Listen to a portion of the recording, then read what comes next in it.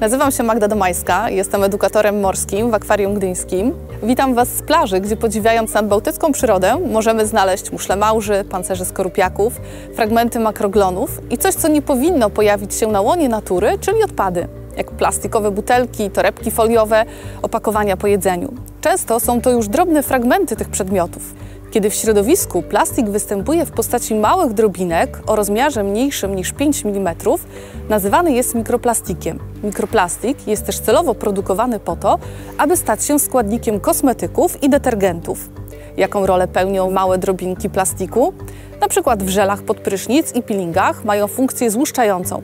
W pastach do zębów drobinki lepiej oczyszczają osad nazębny, w kremach i balsamach pełnią funkcję zagęszczającą i wypełniającą.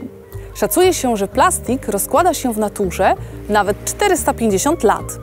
Niestety mikroplastik jest trudny do usunięcia ze ścieków i przedostaje się do rzek, a wraz z nimi do Morza Bałtyckiego i dalej do oceanu. W morzu te małe cząsteczki plastiku bywają mylone z planktonem i mogą być zjadane przez bałtyckie skorupiaki i ryby.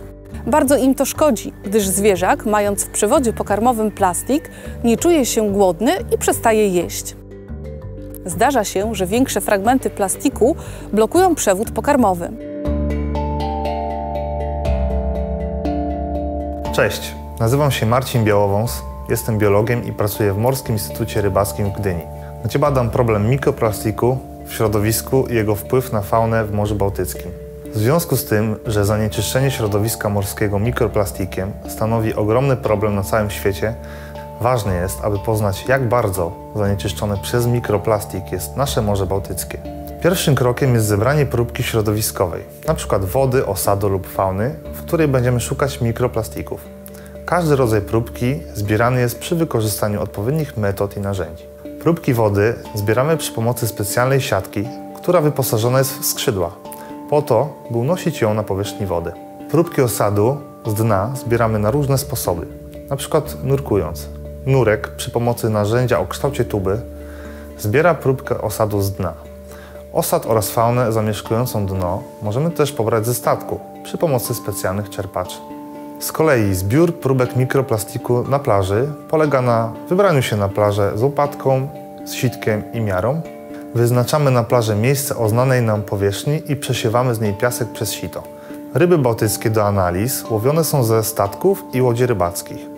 Po wyciągnięciu z wody przy pomocy sieci ryby, np. dorsze i śledzie, zostają zabezpieczone do analiz w laboratorium, gdzie naukowcy badają, czy mikroplastik jest obecny w ich przewodach pokarmowych i skrzelach. Przy wykorzystaniu różnych metod badawczych mikroplastik zostaje oddzielony od reszty próbki i jest gotowy do obserwacji pod mikroskopem. Następnie naukowcy liczą ilość mikroplastiku, robią dokładne pomiary, badają strukturę, a także oceniają kolor i kształt drobinek. Zjawisko zanieczyszczenia mikroplastikiem Morza Bałtyckiego nie jest jeszcze szczegółowo poznane. To zagadnienie wymaga zebrania i analizy wielu próbek, aby lepiej dowiedzieć się, jak mikroplastik wpływa na środowisko oraz na życie organizmów w Bałtyku. Szacuje się, że rocznie do mórz trafia aż 15 milionów ton tworzyw sztucznych. Zmieniając nasze nawyki, możemy sprawić, że będzie go mniej w środowisku.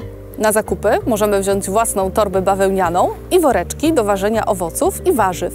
Plastikową szczoteczkę możesz zastąpić bambusową. Kupując kosmetyki i środki czyszczące, unikaj tych zawierających mikroplastik. Przeczytaj skład na opakowaniu.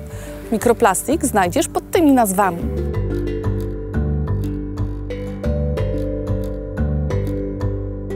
Zamiast wody w plastikowych butelkach możesz używać butelki wielokrotnego użytku, metalowej lub szklanej.